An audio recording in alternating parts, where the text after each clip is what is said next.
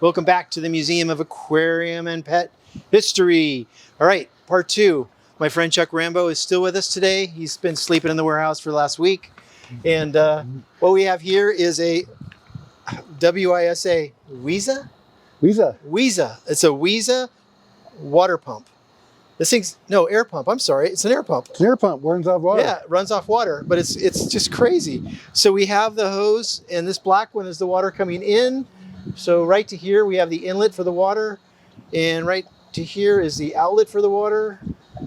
And where's the air? That's that one hose you're holding? Oh, this is the air right here. And we can put in that bucket over in that.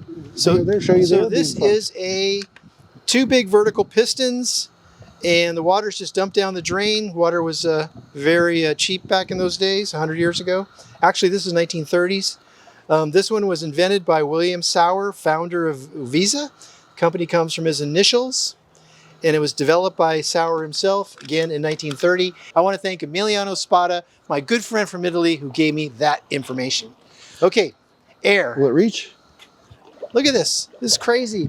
If you have a full fish room back in the 1930s, you could pump your entire fish room with one WISA dual piston pump that runs off very little water. Yeah. Actually, there's just hardly any water coming out of that. And if you saw how big these pistons are, they're huge. Chuck's trying to show us the water here, but now there's so little. Oh, there it is. Yeah, very little water's coming out. And look at the size of the pistons. They're giant. Again, this thing is just shy of 100 years old. And it's absolutely amazing that 100 years ago, it still works. And this is the first time we've actually started this up. We've never, actually, no, I take that back. My good buddy Manny over at Glassworks, I gave this to him and he actually got it working. So Manny did get this working before we got it. But once we had it, Chuck had to figure out exactly how everything went together, which he did. Chuck has that kind of analytical brain. Yeah, look, I'm still impressed with the air. That's like a silent giant. Yeah, better than a silent giant. This is nuts. Oh, hardly any water use at all. It makes me want to start a fish room again with like 50 tanks, you know? I'll be at the museum. And just run this pump. Let people see it working in action. It's amazing. I mean, you're never going to see this anywhere but on this site. This pump, almost 100 years old, working, pumping this kind of air, which is amazing. Amazing to me. Yeah, it's crazy. Going. And you got good pressure because you went pretty deep in there and it's still bubbling really good. I know. Piston pressure. Yeah, look at that.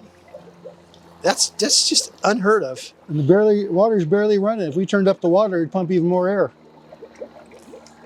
Why don't you turn the water up? Okay. Let's see what it does. Want to blow it up?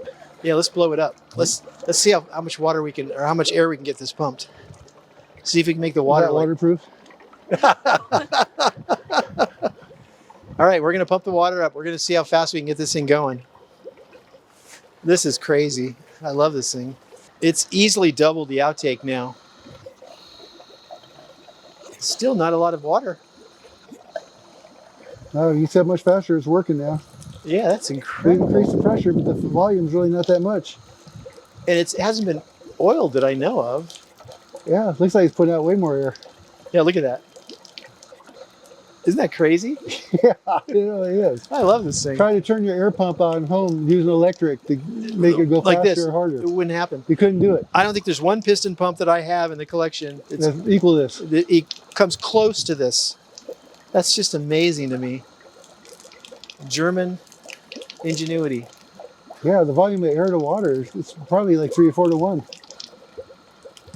And you know, as I research German aquarists and whatnot, you know, back in the Victorian era, we had paradise fish and convict cichlids, and that was about it for tropical fish. But the Germans really started bringing in tropical fish around 1910. Some of the catalogs I have a full plethora of tropical fish that came in around the 1910 era, which was about 10 years before I thought it happened. I thought it happened in Germany about 1910 and not 1900, but I think it's 1900 is when it really started. So you can imagine by 1930, there was lots of tropical fish, lots of hobbyists, and they needed a pump that didn't work off electricity that could pump an entire fish room, or even, you know, a laboratory or a public aquarium that had fish tanks in the back or whatnot. And they would use these pumps that came out of Germany. In all my years of collecting, I only know of 3 of these, and that's it. So they're going to start making them? No, I don't think so. Can you imagine trying to make one today? I mean, you'd spend a couple $1,000s trying to make something like that. The tolerances and everything. I mean, you'd have to cast all those parts. All right.